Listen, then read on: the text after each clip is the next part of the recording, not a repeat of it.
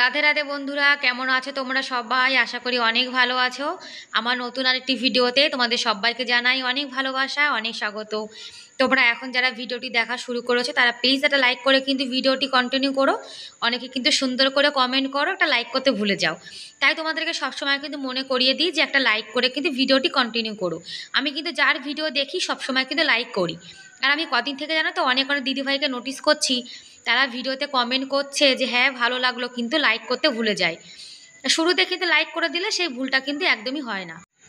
আর এখন কিন্তু দুজন বেরিয়ে পড়েছি, আশেপাশে দেখো পরিবেশটা কিন্তু খুব সুন্দর। আর বৃষ্টির জন্যে আশেপাশে কত সুন্দর সবুজ হয়ে গেছে। জল ছাড়া আমরা মানুষ যেমন বাঁচি না, সেরকম কিন্তু গাছপালাও বাঁচে না। জল কিন্তু আমাদের জীবনে খুবই দরকার। আর বন্ধুরা, আজকের ভিডিওর কোনো অংশ যদি ভালো লেগে থাকে তাহলে প্লিজ একটা লাইক করে দিও। আর তোমরা আমার চ্যানেলে আজকে যারা নতুন আর ভিডিওটি দেখছো, তোমরা চাইলে কিন্তু আমার চ্যানেলটিকে সাবস্ক্রাইব করে আমার এই ছোট্ট পরিবারের পাশে থেকে যেতে পারো। আর এই কাজটি যারা অলরেডি করে দিয়েছো তাদেরকে অসংখ্য ধন্যবাদ। আর যে দিদিভাইরা প্রতিনিয়ত আমার ভিডিও দেখো আর সুন্দর সুন্দর কমেন্ট করো, তোমাদেরও কিন্তু ভিডিও দেখার জন্য আর কমেন্ট করার জন্য অনেক অনেক ধন্যবাদ। তোমরা যে ভালোবেসে আমার ভিডিও দেখো আর সাপোর্ট করো আর কমেন্ট করো, এগুলো পড়ে জানো তো আমার মনটা ভালো হয়ে যায়, অন্য একটা ভিডিও বানানোর আগ্রহ কিন্তু খুব বাড়ে। আর বাজারে চলে এসেছি, আর বাজারে আসলে জানো তো মন চায় যেন সব কিছু কিনে নিয়ে চলে যায়। আর কি করব বলো, সব তো আর একবারে কেনা যায় না। মানুষের কিন্তু নিজের সামর্থ্যের মধ্যে চলা উচিত, তাই না? তারপরে বিকালে যে বাজারে এসেছি, আজকে এই দোকান থেকে কিছু টুকিটাকি যা জিনিস কেনার সেগুলো নেব। আর এই বাজারে কিন্তু এই মার্কেটটাতে ভালোই প্রয়োজনীয় জিনিস যা আছে, বেশি দাম না, যা দাম আমাদের গরিবের পরিবারের জন্য কিন্তু ঠিকই আছে। আর এখানে আসলে আমার শুধু মনে হয় কি থেকে কি নেবো, সব জিনিস নিয়ে চলে যেতে ইচ্ছা করে। বিশেষ করে স্টিলের যে বাসনগুলো রয়েছে এখানে, এই স্টিলের বাসনগুলো জানো তো আমার খুব মন কাড়ে। আর এই যে কড়াইটা কিন্তু অনেক ভারী, কড়াইটা 400 টাকা দাম। এত সুন্দর কড়াই, ভাবছিলাম যেটা নিয়ে আসবো, কিন্তু এখন দরকার নেই, পরে আবার দেখবো একদিন। আর এই বাসনগুলো দেখলে আমার মনে হয় যেন আমি সব নিয়ে চলে যাই। আমাদের মেয়েদের কিন্তু এই একটা দোষ, তাই না? বাজারে আসলেই মনে হয় যেন সব কিছু কিনে নিয়ে যাই। আর আমার বর শুধু বকে। তারপরে আজকে তো পান খেতে ইচ্ছা করছিল, যার জন্য আমার বরকে বলছি একটু পান খাবো চলো। আমি তো তামাক দিয়ে পান খেতে পারি না, ওই মিষ্টি পান যেটাকে বলে সেটাই খাবো। আর এদিকে লেখা রয়েছে যে পান, গোটকা এসব খাওয়া কিন্তু ভালো না।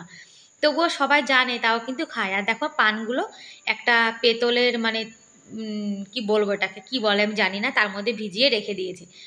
আর দেখো এখানে কি লেখা রয়েছে, এগুলো কিন্তু মানুষ জানে তবুও কিন্তু খায়। আর দেখো পানের মধ্যে কত কিছু দিয়েছে। আর এটাকে কিন্তু মিষ্টি পান বলে। পানটা খেয়ে জানো তো অত ভালো লাগেনি, আমাদের কলকাতার পানগুলো কিন্তু খেতে বেশি সুন্দর লাগে।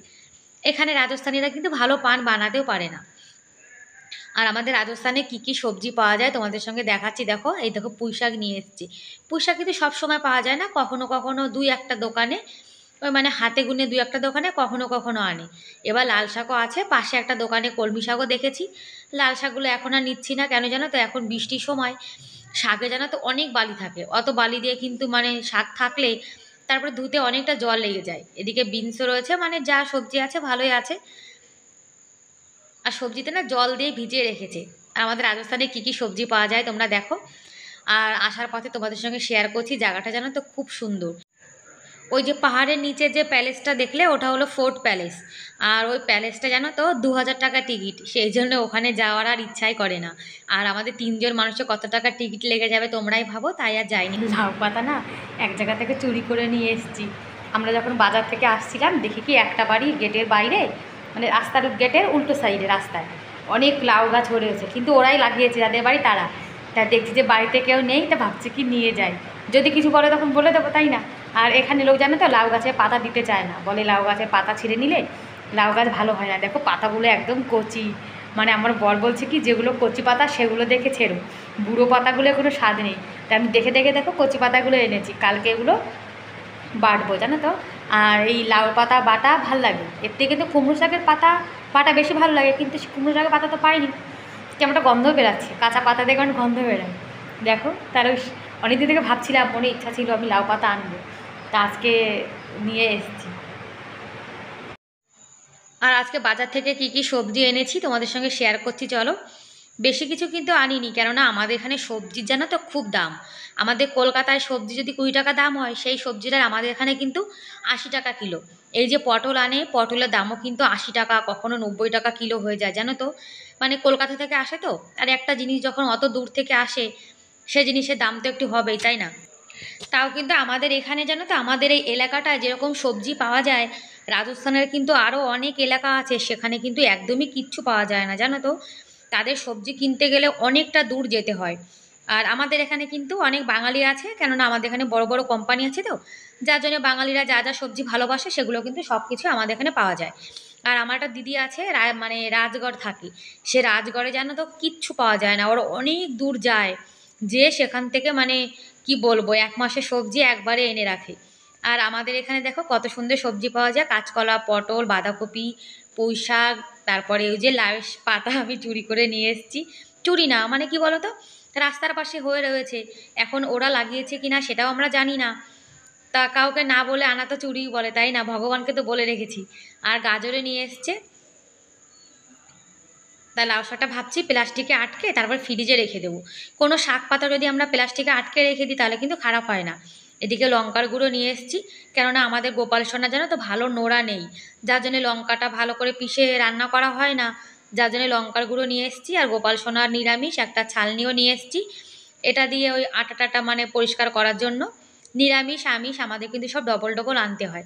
আর এদিকে বাচ্চাদের জন্য খাবার দাবারও নিয়ে এসেছি, ছেলে কিন্তু যার আগে বলে দিয়েছে যে মাম্মা কি কি খাবার আনবে। আর আগের দিন জানো তো আমার নিরামিষ যে খুন্তিটা ছিল সেটা আমি ভুল করে আমাদের আমিষ থালার পরে রেখে দিয়েছিলাম। আর আমিষ জিনিসের সঙ্গে নিরামিষ টাচ হলে কিন্তু সেটা নিরামিষ থাকে না, যার জন্য আবার একটা খুন্তি আনতে হলো, আর কি করব। আর নিরামিষ আমিষ এগুলো জানো তো অনেক সাবধানে ইউজ করতে হয়। আর একটা আয়নাও নিয়ে এসেছি, আমাদের একটা আয়না আছে ছোট, সেটা জানো তো ভেঙে গেছে, যার জন্য একটা নিয়ে এসেছি, কেননা গোপাল সোনাকে মাঝে মাঝে দেখাতে হয়। আর একটা ছোট্ট তেল এনেছি, এই তেলটা না মেখে দেখবো যে তেলটা কেমন, যদি এটার ভালো ফল পাই তাহলে এটাই লাগাবো। আর মাঝে মাঝে কিন্তু একটু তেল পাল্টেও দেখতে হয়, সব রকম তেল জানো তো মাথায় কিন্তু অনেকে শ্যুট করে না। আর এটা কিন্তু সর্ষের তেল লেখা রয়েছে, যে আমলার তেল সর্ষে। তো একবার মানে লাগিয়ে দেখি কি হয়।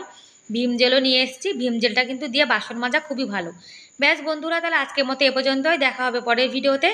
ততক্ষণ অনেক ভালো থেকো, অনেক সুস্থ থেকো, বাই বাই।